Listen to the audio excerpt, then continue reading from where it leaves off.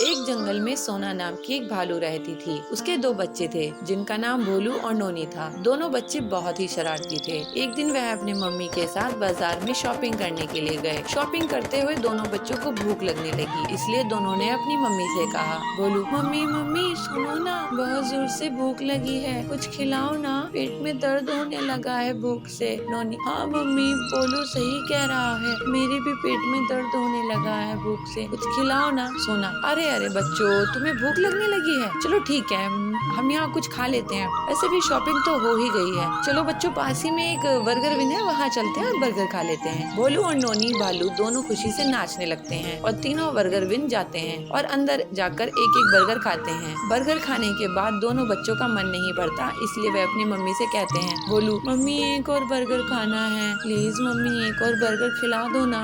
नोनी, और एक बर्गर मुझे भी मम्मी प्लीज। सोना, नहीं बच्चों, तुम्हें पता है ना पापा क्या बोलते हैं, बर्गर खाना अच्छी बात नहीं है, ज्यादा फास्ट फूड खाने से हमारी तबीयत खराब हो सकती है। अब देखो, मैं तुम्हें एक एक बर्गर खिला दिया, चलो अब घर चलो। बोलू, मम्मी बस एक बर्गर, लास्ट ना, इसके बाद नहीं मांगूंगा। तभी वहाँ शॉप का ओनर चिंकी लोमड़ी आ जाती है और वह सोना भालू से कहती है, चिंकी, अरे बहन जी, बच्चे लास्ट बर्गर खाना चाहते हैं तो खिला दो ना, वैसे भी बहन जी बच्चे कौन सा रोज रोज आते हैं, आज ही खा रहे हैं तो खिला दो, बच्चों का दिल मत तोड़ो बहन जी। सोना, मगर बहन जी। नोनी, मम्मी प्लीज लास्ट बर्गर ना, बस इसके बाद नहीं मांगेंगे। सोना, अच्छा ठीक है, मगर ये लास्ट है, इसके बाद मैं नहीं बर्गर खिलाऊंगी, ठीक है। दोनों बच्चे खुश हो जाते हैं और एक एक बर्गर और खा लेते हैं और फिर अपने घर आ जाते हैं। शाम को जब सोनू पापा घर से आते हैं तो सोना सभी के लिए खाना लगा देती है। तभी सोनू भालू बच्चों को बुलाता है, सोनू, बच्चों आओ खाना खा लो। बोलू, नहीं पापा, हमें भूख नहीं लगी है, आप खा लो। सोनू, अरे ये बच्चों को क्या हुआ, आज ये खाना क्यों नहीं खा रहे हैं। सोना, अरे आज बच्चों ने दो दो बर्गर खाए हैं तो भूख नहीं लग रही होगी, आप खा लीजिए। सोनू, बर्गर, लेकिन मैंने मना किया है ना कि कोई भी बर्गर या किसी तरह का फास्ट फूड नहीं खाएगा। सोना, अरे आज बच्चों का मन था और उन्हें जोर से भूख भी लगी थी तो खिला दिया, वैसे भी कौन सा रोज रोज खाते हैं, अब आप गुस्सा मत होइए, खाना खा लीजिए। अगले दिन भोलू और नोनी भालू को मम्मी तैयार करके स्कूल में भेज देती है। वहाँ से जब वह घर आते हैं तो अपना भरा हुआ टिफिन मम्मी को देते हुए कहते हैं, भोलू, मम्मी आज हमने खाना नहीं खाया, वो आज स्कूल के बाहर ही एक बर्गर वाला आ गया था तो हमने उसे बर्गर लेकर खा लिया। सोना, पर बच्चों, मैंने तुम्हारी पसंद की छोले की सब्जी बनाई थी ना, तुम्हें वो खानी चाहिए थी, रोज रोज बर्गर खाने से बीमार पड़ सकते हो। शाम होती है और फिर खाने के लिए सब बैठते हैं। सोनू बच्चों से खाना खाने के लिए कहता है। बोलू, नहीं पापा, हमें नहीं खाना, हमें तो बर्गर ही खाना है। नोनी, हाँ पापा, ये हमसे नहीं खाया जाएगा, हमें बर्गर ला कर दो। सोनू, दोनों की पिटाई हो जाएगी, अब अगर बर्गर खा लिया दोनों ने, चुपचाप होकर यहाँ पर आकर खाना खाओ, चलो। नोनी, पापा हमसे ये नहीं खाया जाएगा, हमें बर्गर या पिज्जा खिला दो, हम नहीं तो हम भूखे ही सो जाएंगे। बच्चों की जिद के आगे दोनों हार मान जाते हैं और बच्चों के लिए बर्गर मंगा लेते हैं। अब रोज रोज बच्चे कभी बर्गर तो कभी पिज्जा खाने लगे। एक दिन बच्चों के पेट में दर्द होने लगा। सोनू बच्चों को पास ही के अस्पताल में लेकर जाता है जहाँ हाथी डॉक्टर बताते हैं, हाथी डॉक्टर, भाई साहब, बच्चों की लीवर और इम्यूनिटी बहुत कमजोर हो गई है, इनका फास्ट फूड खाना बंद करो वरना बहुत बुरा हो सकता है। सोनू बच्चों को घर ले आता है और उन्हें घर का खाना खिलाते हैं, मगर बच्चों से वह नहीं खाया जाता है, उन्हें तो बर्गर और पिज्जा की आदत पड़ चुकी थी, तो वो भला घर का खाना कैसे खा सकते थे। बोलू, मम्मी बर्गर खाना है, इसे खाएंगे तो उल्टी हो जाएगी, इसका स्वाद जरा भी अच्छा नहीं है। बच्चे खाना नहीं खाते हैं और अपने अपने रूम में चले जाते हैं। तभी घर पर भालू दादी आती है और सोनू और सोना सारी बात भालू दादी को बताते हैं। भालू दादी किचन में जाती है और आलू गोभी के पराठे बनाना शुरू करती है और जब वो बन जाते हैं तो बच्चों को देती है। भालू दादी, बच्चों जरा ये खाकर तो बताओ कैसा है। बोलू, दादी हमसे ये नहीं खाया जाएगा, हमें बर्गर खाना है, हमें बर्गर ला के दो, हमें बर्गर खाना है दादी। भालू दादी, बेटा एक बार खाकर तो देखो, अगर पसंद नहीं आया तो बर्गर ही खा लेना। नोनी, ठीक है दादी, आप इतना कह रहे हो तो खाकर देख लेते हैं। दोनों बच्चे पराठे खाना शुरू करते हैं। पराठे खाते ही दोनों खुश हो जाते हैं क्योंकि वह पराठे उनकी पसंद के बने थे और उनका पराठे खाकर पेट भी भर जाता है। अब नोनी और भोलू दोनों रोज पराठे खाने लगे और उनकी तबीयत बिल्कुल ठीक हो गई। मुझे रेलगाड़ी की चित्र बनाना है। अरे मुझे तंग मत करो, अपने पिताजी से जाके पूछो। अरे पिंकी बेटा, मुझे तंग मत करो। अपनी स्कूल की कोई भी किताब में बना ले। इतनी क्यों चिंता कर रही है? ये भी कोई समस्या है? एक गांव में पिंकी नाम की लड़की अपनी माँ बाप के साथ रहती थी। पिंकी बहुत सयानी थी। जो कुछ देखती थी उसको अपने पेंसिल से अपनी किताबों में चित्र बनाती थी। पिंकी की इस आदत को माँ बाप की प्रोत्साहन भी था।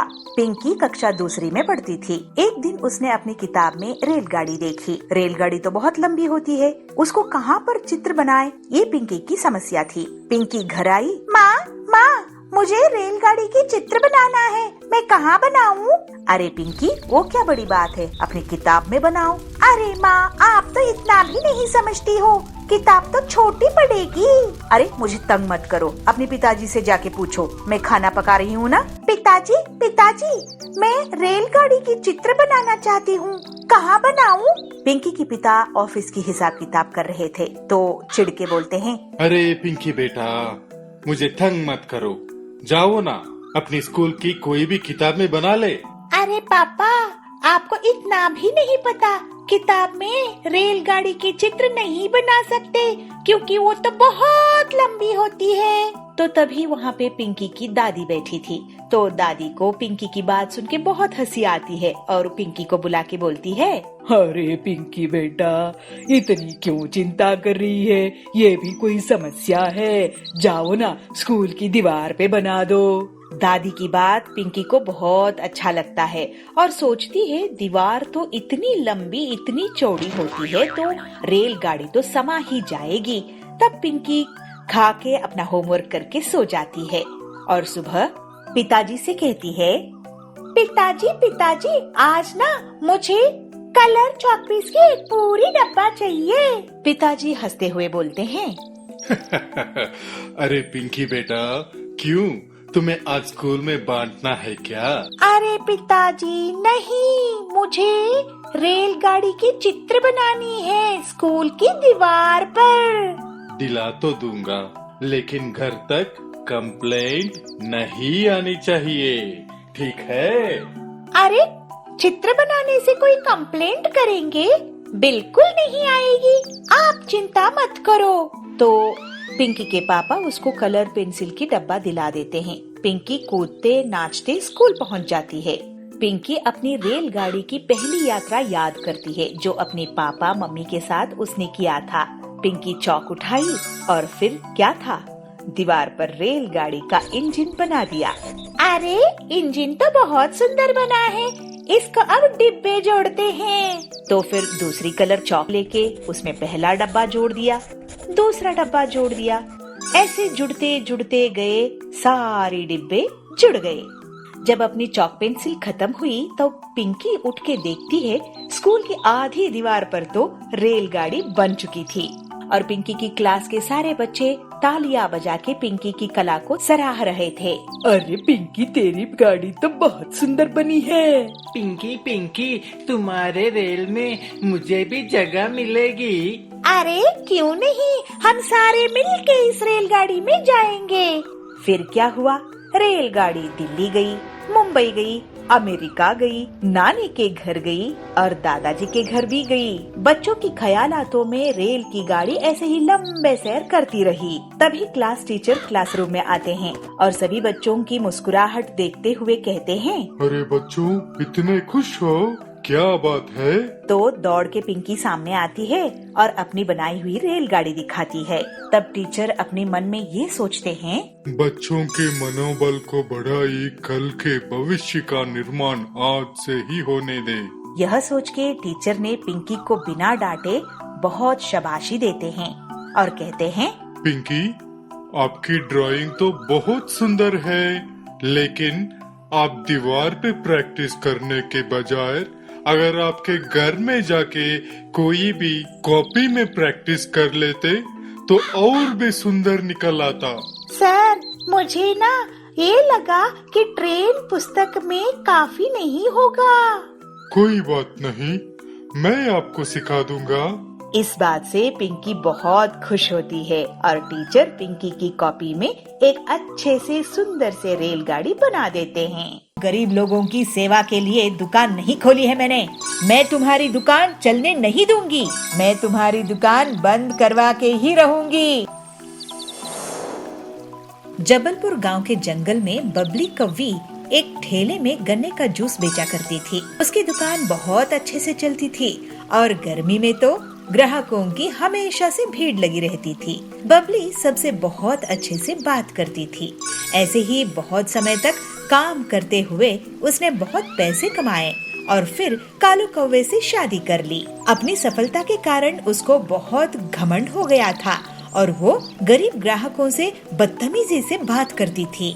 बबली दीदी, मुझे 2 ग्लास ताज़ा गन्ने का जूस देना। मैं आपको पैसा कल दे दूंगा। अगर कल पैसे देने हैं तो कल ही जूस पीना। तुम गरीब लोगों की सेवा के लिए दुकान नहीं खोली है मैंने। अरे बबली दीदी, आप ऐसे कैसे बात कर रही है? मैं तो आपका रेगुलर ग्राहक हूँ। देखो बंटी भैया, पैसे रखो और जूस पियो। और हाँ, आज से गर्मी शुरू हो रही है ना, आज से 20 रुपया ग्लास नहीं बल्कि 40 रुपया ग्लास गन्ने का जूस मिलेगा। इस तरह से बबली बहुत घमंड हो चुकी थी। गरीब ग्राहकों से पैसे रखवाती थी, फिर गन्ने का जूस देती थी। कोई गन्ने का जूस नहीं बेचा था जिसकी बबली फायदा उठा रही थी। लेकिन अगले ही दिन बबली की दुकान के सामने पीलू चिड़िया अपना गन्ने का जूस का ठेला खोलती है। उसकी दुकान चलती देखकर बबली उसे जलने लगती है। पीलू चिड़िया, तुम मेरे ठेले के सामने गन्ने का जूस क्यों बेच रही हो? मैं तुम्हारी दुकान चलने नहीं दूंगी। अरे सुंदरी दीदी, गुस्सा मत करो। जंगल में इतने ग्राहक हैं कि हम दोनों की दुकान अच्छे से चल सकती है। पीलू की बातें सुनकर बबली चुप हो जाती है। पीलू अपने ग्राहकों से बहुत अच्छे से बात करती थी, जबकि बबली अभी भी बहुत घमंड से रहती थी। जल्द ही पीलू की दुकान में भीड़ लगने लगती है, क्योंकि वो गन्ने का जूस को सिर्फ 15 रुपए में बेचा करती थी। ये पीलू तो बहुत ही चालाक निकली, सस्ते दामों में जूस बेच रही है। इसकी दुकान बंद करवा दूंगी। मैं भी दाम कम कर देती हूँ, लेकिन उतने पैसों में मैं गन्ने का जूस नहीं बेचूंगी, बल्कि केमिकल वाला नकली मिलावटी जूस बेचूंगी। ग्लास का जंबो साइज बड़ा देखकर जंगल वाले मेरे ही पास आएंगे और पीलू की दुकान बंद हो जाएगी। फिर ऐसा सोचकर बबली अपने घर में केमिकल वाला जूस तैयार करती है और मन ही मन बहुत खुश होती है। जंबो गन्ने का जूस ले लो, जंबो गन्ने का जूस। इतने बड़े गन्ने का जूस कभी नहीं देखे होंगे। जंगल के पक्षी बबली की आवाज सुनकर उसकी दुकान की तरफ भागते हैं और ग्लास का साइज देखकर लालच में आ जाते हैं और सिर्फ कुछ ही मिनट्स में बबली के जंबो गन्ने का जूस बिक जाता है। देखा पीलू चिड़िया, मुझसे पंगा लेने का नतीजा, मैं तुम्हारी दुकान बंद करवा के ही रहूंगी। उसी दिन से पीलू की दुकान में ग्राहकों की कमी होने लगती है और अगले दिन से तो कोई भी उसकी दुकान नहीं जाता है। थोड़े ही दिनों में पीलू को दुकान बंद करने की नौबत आ जाती है। तभी एक दिन डॉक्टर हरिया उसकी दुकान पहुंचते हैं। पेलो, मुझे 1 गिलास जूस देना। बबली की दुकान में भीड़ है, मुझे लेट हो रहा है, नहीं तो मैं उसी की दुकान में जाता। ये लीजिए डॉक्टर सर। अरे वाह, ये बहुत ताज़ा है। ऐसा करो, तुम मेरे हॉस्पिटल में रोज 20 गिलास भेज दिया करो मरीज के लिए। पीलू ये सुनकर बहुत खुश हो जाती है और हरिया के मरीज उसके गन्ने का ताज़ा जूस पीकर ठीक हो जाते हैं। लेकिन तभी वहाँ बबली की दुकान से गन्ने का जूस पीने वाले पक्षी आते हैं और उल्टियाँ करने लगते हैं। अरे ये क्या, इन्हें तो उल्टियाँ हो रही है। उनका टेस्ट होता है और उनसे हरिया पूछता है कि वो लोग क्या खाए पिए थे। तब वो बताते हैं कि रोज वो बबली के यहाँ जूस पीते हैं। बबली, तुमने इस गन्ने की जूस में क्या मिलाया है? तुम्हें पता है सबको किडनी में स्टोन्स हो गए हैं। इन सब की तबीयत खराब हो गई है तुम्हारी दुकान का गन्ने का जूस पीकर। अरे ये लोग पीलू की दुकान का जूस पिया करते थे। फिर हरिया बताता है कि पीलू की दुकान के जूस से उसके बीमार मरीज ठीक हो गए हैं। इसके पहले बबली कुछ बोल पाती, सभी पक्षी उसको घेर लेते हैं। बबली, तुम हमसे इतना सारा पैसा लेती हो गन्ने के जूस का, लेकिन ये जहर बेच रही हो। वो पीलू कम दाम में भी हमें स्वादिष्ट और सेहतमंद गन्ने का जूस पिलाती है। अब तुम्हें इसका हर्जाना भुगतना होगा। ऐसा कहकर सभी पक्षी बबली को पुलिस के हवाले कर देते हैं। पीलू पूरी ईमानदारी के साथ स्वादिष्ट गन्ने का जूस बेचना जारी रखती है और जंगल वाले उसकी बहुत तारीफ करते हैं। अब जंगल में बस उसी की गन्ने का जूस का दुकान थी। पीलू और बाकी लोग अब हंसी खुशी रहने लगते हैं। टुन्नू लोमड़ी चोर को पकड़कर उसको पुलिस के हवाले कर देते हैं। पिंकी, दादाजी मुझे माफ कर दो। तू क्यों माफी मांग रहा है? तूने क्या किया? इसलिए क्योंकि मैं रॉकी को जंगल में छोड़ आया था। पर पिंकी बंदरिया और कुन्नू सियार भाई बहन हैं। वो गांव में अपने मम्मी पापा और दादा दादी के साथ रहते हैं। एक दिन स्कूल में आते समय पिंकी बंदरिया की नजर कीचड़ में सने एक कुत्ते पर गई। वो बहुत छोटा था और रो रहा था। पिंकी को उस पर तरस आ गया, इसलिए वो उसके पास गई और अपनी बोतल का कच्चा पानी उसने उस पर डाला और उसे अपनी गोद में उठा लिया। पिंकी छोड़ इसे, देखिए कितना गंदा है और कितनी बदबू आ रही है इसमें से। छी, छोड़ इसको। नहीं कुन्नू, मैं इसको नहीं छोड़ सकती। पता नहीं इसके माँ बाप कहाँ हैं और देखो तो बेचारा रो रहा है। मैं इसको अपने साथ लेकर चल रही हूँ, ठीक है ना? पिंकी उस कुत्ते को अपने साथ ले आती है और उसको खाना खिलाती है और उसे अपने पास लेटाकर टीवी भी दिखाती है। कुन्नू ये देख बहुत गुस्सा हो जाता है। पिंकी, उतार इसको, ये हम दोनों का बेड है ना, तूने इसको कैसे बिठाया? उतार इसको अभी, कितना गंदा है ये, नाली में रहता है, उतार इसको। कुन्नू, ये छोटा सा ही तो है, जरा सी जगह ले लेगा तो क्या हो जाएगा? कुन्नू अब और गुस्सा हो जाता है और मन ही मन सोचता है, इस कुत्ते की वजह से मेरी बहन मुझे पराया कर रही है और मेरी चीजें भी छीन कर इसे दे रही है। इसका तो कुछ करना होगा, नहीं तो ये धीरे धीरे मुझसे सब कुछ छीन लेगा। पिंकी उस कुत्ते का नाम रॉकी रखती है। रॉकी के परिवार के बाकी लोग भी रॉकी से बहुत प्यार करने लगते हैं, पर कुन्नू अभी भी उसे घर से निकालने की तरकीबें सोचता रहता है। एक दिन वो रॉकी की पूंछ में पटाखे जलाने ही वाला था कि तभी वहाँ उसकी माँ चुनमुन नीलगाय आ गई। कुन्नू, ये तुम क्या कर रहे हो? उस बच्चे की पूंछ पर पटाखे क्यों जला रहे हो? कोई तुम्हारे साथ ऐसा करेगा तो कैसा लगेगा? छोड़ो उसको, लाओ मुझे दो। चुनमुन से डांट खाने के बाद भी कुन्नू नहीं सुधरता और फिर एक दिन रॉकी के खाने में मिर्ची डाल देता है। रॉकी वो दूध पीता उससे पहले ही उसके दादा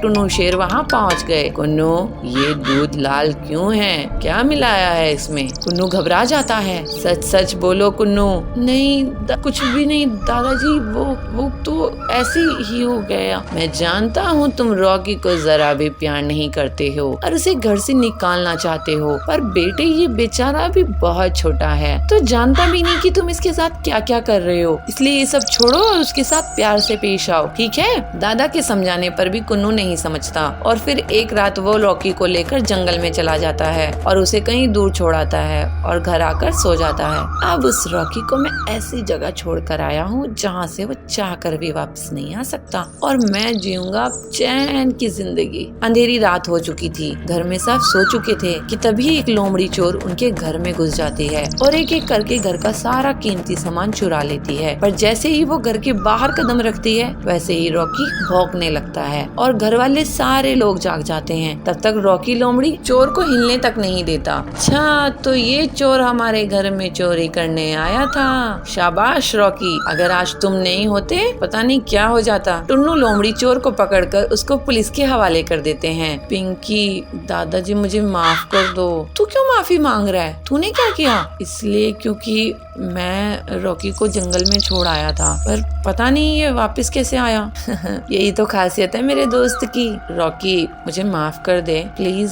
सॉरी यार, अब हम दोस्त बन सकते हैं, तू दोस्ती करेगा मेरे से? रॉकी अपना एक पैर आगे बढ़ाता है और अब दोनों के बीच दोस्ती हो जाती है। रॉकी कुन्नू का भी दोस्त बन जाता है और फिर सब खुशी खुशी रहते हैं। हे गरीब चिड़िया, तू यहाँ से अपनी दुकान हटा। अब मैं भी गरीब लोगों के लिए पिज्जा बनाऊंगी। पिद्दी चिड़िया, तेरी ये हिम्मत, मैं फिर से तेरी दुकान तोड़ दूंगा। टॉली नगर के जंगल में कड़क से पिज्जा की बड़ी सी दुकान चलाता था। उसी की दुकान के सामने पीलू सस्ता दाल चावल बेचा करती थी। ये बात कड़क को बिल्कुल पसंद नहीं थी। एक गरीब चिड़िया उसकी दुकान के सामने अपनी दुकान लगाए। एक दिन कड़क अपने आदमियों के साथ पीलू के पास जाता है। हे गरीब चिड़िया, तू यहाँ से अपनी दुकान हटा। तेरी गरीब दुकान के कारण मेरे इस शानदार पिज्जा शॉप का शो खराब हो रहा है। कड़क कड़क सेठ जी, आपका और मेरा क्या मुकाबला है? आपकी इतनी बड़ी दुकान है, अमीर लोग वहाँ आते हैं, मैं छोटी सी गरीब चिड़िया, मेरी दुकान में गरीब लोग ही आते हैं। और वैसे भी मेरी दुकान आपके पिज्जा शॉप से बहुत दूर है। मुझे ज्ञान देती है। फिर कड़क और उसके आदमी पीलू की दुकान को तोड़ फोड़ देते हैं। पीलू बहुत दुखी हो जाती है, वो रोने लगती है। हम गरीब लोगों की कोई नहीं सुनता, सिर्फ दाल चावल ही तो बेचा करती थी मैं। इसमें इस कड़क सेठ का क्या नुकसान हो रहा था? लेकिन घमंड के कारण उसने मुझ गरीब की दुकान ही तोड़ दी। पीलू रोते रोते सो जाती है। जब वो उठी है तो देखती है कि कड़क सेठ और उसके आदमी उसका मजाक उड़ा रहे हैं। ये देखकर वो बहुत गुस्से में आ जाती है। अब मैं भी गरीब लोगों के लिए पिज्जा बनाऊंगी, ऐसे ठान लेती है। ऐसा सोचकर पीलू अपनी टूटी हुई दुकान के सामान को फिर से इकट्ठा कर लेती है और तवे में पिज्जा बनाने लगती है। कुछ गरीब चिड़िया वहाँ आती है। अरे पीलू बहन, तुम भी पिज्जा बना रही हो? ये तो हम खा ही नहीं पाएंगे, बहुत महंगे होते हैं ना ये, अमीर लोगों का खाना है ये। नहीं बहन, मैं पिज्जा सस्ते दामों में ही दूंगी और इतनी टेस्टी कि अमीर भी इसको खाने आएंगे। फिर थोड़े ही दिनों में पीलू का पिज्जा बहुत फेमस हो गया और गरीब लोगों के साथ अमीर भी उसकी दुकान में आने लगे। एक दिन पीलू के घर के पास दबंग जाबाज पहुंचता है। पीलू, मैं तुम्हारी दुकान में नहीं आ पाया, लेकिन मुझे तुम्हारा पिज्जा खाना है। लेकिन अगर मुझे पिज्जा पसंद नहीं आया तो मैं तुम्हें पैसे नहीं दूंगा।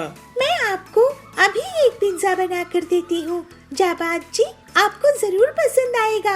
जाबाज को पीलू के पिज्जा बहुत पसंद आते हैं और वो उसकी तारीफ करके उसको पैसे देकर चला जाता है। इसको देखकर कड़क गुस्से में आ जाता है और फिर से अपने गुंडों के साथ पीलू की दुकान तोड़ने जाता है। पिद्दी चिड़िया, तेरी ये हिम्मत, मैं फिर से तेरी दुकान तोड़ दूंगा। लेकिन तभी वहाँ पर जाबाज आ जाता है और अकेले ही कड़क और उसके गुंडों को पिटाई कर देता है। अरे भागो, जाबाज से तो कोई नहीं बच सकता। इसके बाद जाबाज के डर से कड़क जंगल छोड़कर भाग जाता है और पीलू अपनी मेहनत और लगन के कारण पिज्जा की बड़ी सी दुकान खोल लेती है। लेकिन फिर भी गरीब लोगों को वो सस्ते दामों में ही पिज्जा बेचा करती थी। इस तरह से पीलू हंसी खुशी रहने लगती है। सुनो पिद्दी चिड़िया, तुम्हें पता है मैं कितना खतरनाक हूँ। जो भी मेरा काम करने से मना करता है उसको मैं मिटा देता हूँ। एक जंगल में पीलू चिड़िया अपने पति बबलू के साथ रहा करती थी। ऐसे ही एक बार गर्मी के मौसम में पीलू को 2 अंडे होते हैं। दोनों पति पत्नी उन अंडों का बहुत अच्छे से ख्याल रखते हैं। एक बार पीलू अपने पति से कहती है, सुनिए बहुत गर्मी बढ़ रही है, हम लोग ने तो कैसे भी घास फूस के इस घोंसले में अपना जीवन काट लिया। हम तो गर्मी सह लेते हैं, लेकिन इन अंडों का क्या होगा? इतनी गर्मी में हमें अपने बच्चों का ख्याल रखना चाहिए। हमारे बच्चों को गर्मी नहीं सताए, इसके लिए हमें कुछ उपाय करना चाहिए। बबलू कहता है, तुम ठीक कह रही हो पीलू, लेकिन मुझे समझ नहीं आ रहा है कि इस बार इतनी गर्मी से बचने के लिए मैं क्या करूं। लेकिन फिर भी मैं कुछ ना कुछ उपाय जरूर करूंगा। तुम चिंता मत करो, लेकिन अगर तुम्हें कुछ ख्याल आए तो मुझे जरूर बताना। इस तरह दोनों गर्मी में अपने बच्चों को लेकर परेशान थे। वे नहीं चाहते थे कि उनके बच्चों को कोई भी परेशानी हो। ऐसे ही कुछ दिन बीत जाते हैं और फिर उन अंडों से 2 बच्चे बाहर आते हैं। पीलू और बबलू अपने बच्चों को देखकर बहुत खुश थे। अरे पीलू, ये तो बहुत सुंदर सुंदर बच्चे हैं, ये देखो, ये तो बिल्कुल तुम पर गया है। एक बार बबलू भोजन की तलाश में जा रहा था, तभी उसे एक तालाब दिखाई देता है। बबलू वहाँ जाकर थोड़ी देर बैठ जाता है। अरे वाह, यहाँ कितनी अच्छी ठंडी ठंडी हवा चल रही है। गर्मी का तो यहाँ पर नामो निशान नहीं है। मैं अभी जाकर पीलू को बताता हूँ। ऐसा सोचकर बबलू अपने घर की ओर चला जाता है। बबलू खुशी खुशी ये बात पीलू को बताता है। पीलू ये बात सुनकर बहुत खुश होती है। पीलू कहती है, ठीक है जी, मैं कल ही आपके साथ उस जगह को देखने चलूंगी। अगले दिन दोनों पति पत्नी उस तालाब की ओर चले जाते हैं। तालाब के पास पहुंचकर पीलू कहती है, आपने बिल्कुल ठीक कहा था जी, यहाँ पर तो बहुत ही ठंडक है। पीलू आसपास देखती है तो उसे एक मिट्टी का ढेर दिखाई देता है, जिसे देखकर वो खुश हो जाती है। अरे पीलू, मिट्टी देखकर क्यों खुश हो रही हो? अजी, आपको पता है क्या, मिट्टी का घर बहुत ठंडा रहता है। मैं इस मिट्टी से एक मटकी बनाऊंगी जिसके अंदर हम अपना घर बनाएंगे। उसकी बात सुनकर बबलू कहता है, वाह पीलू, तुम्हारे दिमाग का तो जवाब नहीं, ये बहुत अच्छा आइडिया है। फिर दोनों मिलकर मटके का घर बनाते हैं और अपने बच्चों के साथ मिलकर तालाब के किनारे रहने लगते हैं। एक तरफ पीलू अपने परिवार के साथ ठंडे मकान में रह रही थी। पूरे जंगल में सभी पक्षी गर्मी से परेशान थे।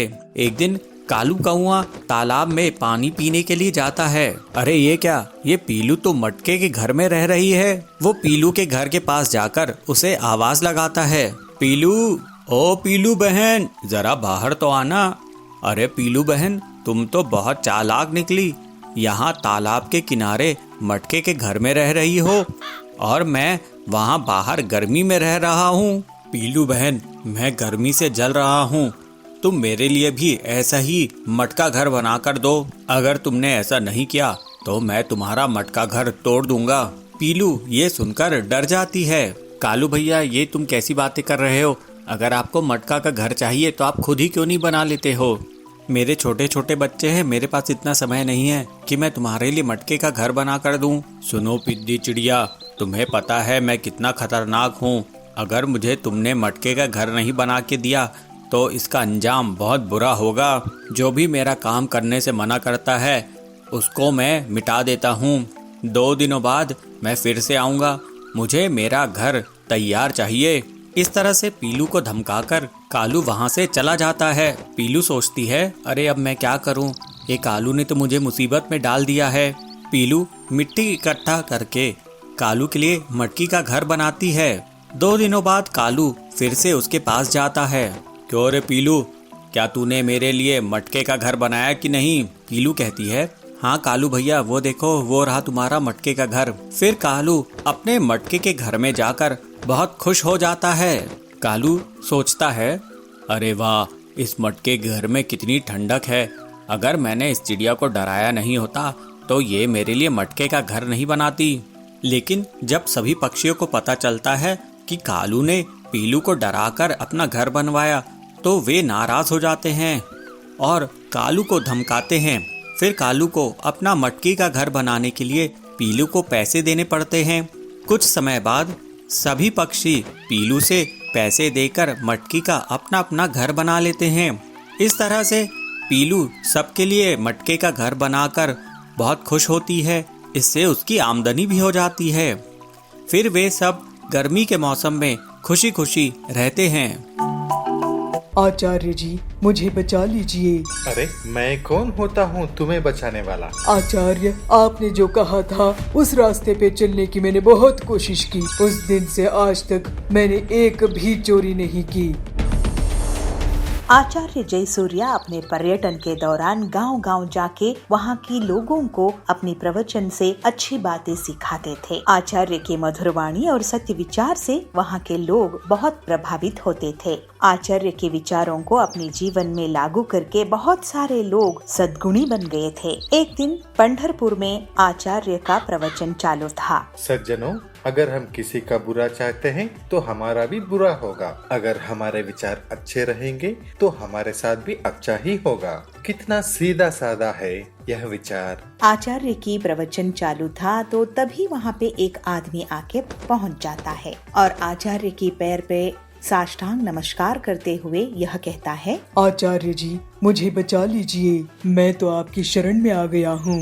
अरे मैं कौन होता हूँ तुम्हें बचाने वाला? हम सब की रक्षा तो परमेश्वर करता है। आचार्य जी, आप ऐसा मत कहिए। हमने देखा है आपकी वाणी से बहुत सारे लोग अपनी जिंदगी संवार चुके हैं। सब आपकी नाम की जपमाला जपते हैं। अच्छा बंधु, आपका समस्या क्या है बताओ। मैं एक डकैत हूँ। तभी सभा में बैठे सारे लोग एक दूसरे के कानों में खुसर पुसर करने शुरू कर देते हैं। अरे मैंने तो सोचा ही नहीं था कि ये डाकू है। अरे मैं सोच रहा था मेरी अंगूठी कहाँ गई, इसी ने चुराया होगा। अरे ये डकायत अगर हमारे गांव में आ गया तो किसी की खैर नहीं। लोगों की खुसर पुसर सुनते ही वह डकायत बोलता है, अरे मैंने जिंदगी बहुत देख ली है आचार्य जी, मुझे कुछ अच्छा नहीं लग रहा है। मैंने लोगों को लूट कर जमाया हुआ धन मुझे रात को नींद नहीं करने दे रहा है। अरे तुम्हारे कर्मों का तुम्हें पश्चाताप है तो तुम्हारी समस्या क्या है? आचार्य जी, मैं ये सब छोड़ के सीधी साधी जिंदगी जीना चाहता हूँ, इसीलिए आपकी शरण में आया हूँ, मुझे मार्गदर्शन कीजिए। आचार्य डकायत की दुविधा समझते हैं और उसे कहते हैं, अरे वो तो बहुत ही आसान है। आज से अपना कुकर्म छोड़ दो और ये मन में ठान लो और उसी के पथ पे चल पड़ो। धन्योस्मि आचार्य जी, जो आपने कहा मैं उसी पथ पे चलूंगा। आचार्य जी अपने प्रवचन उस गांव में खत्म करके दूसरे गांव, तीसरे गांव ऐसे ही पर्यटन करते रहे। तो एक दिन वही डकायत फिर से आचार्य जी से मिलता है। आचार्य, आपने जो कहा था उस रास्ते पे चलने की मैंने बहुत कोशिश की, मगर क्या करे, मेरे हाथों को चोरी करने की आदत हो गई है, छूट ही नहीं रही है। आचार्य, कोई दूसरा उपाय बता दीजिए ताकि मैं भी अच्छा इंसान बन के जिंदगी बिता सकूं। आचार्य हंसते हुए कहते हैं, अच्छा ये बात है, तुम आदत से मजबूर हो तो ठीक है, तुम हर दिन अपने ही काम करते रहना, मगर तुम जो भी काम करोगे उसे मेरे प्रवचन में आके बताते रहना, तब तुम्हें कोई पाप नहीं लगेगा। आचार्य की बात को सुन के डकायत को अच्छा लगा तो कहता है, अरे ये तो आसान है, मैं चोरी भी करूंगा मगर पाप भी मुझे नहीं लगेगा। आज से ही मैं जो भी चोरी करूंगा आपके प्रवचन में आके सबको बता दूंगा। ऐसे कह के डकायत वहाँ से निकल जाता है और कितने ही दिन बीत गए मगर डकायत वापस नहीं आता है आचार्य के पास। तभी अचानक एक दिन आचार्य के शिष्य को उसकी याद आती है और शिष्य कहते हैं, गुरुजी, कितने दिन हो गए लेकिन वो डकायत तो आज तक आपके पास वापस आया ही नहीं, तो इसका मतलब आपका बताया हुए बातों से उसके ऊपर कोई भी प्रभाव नहीं हुआ क्या?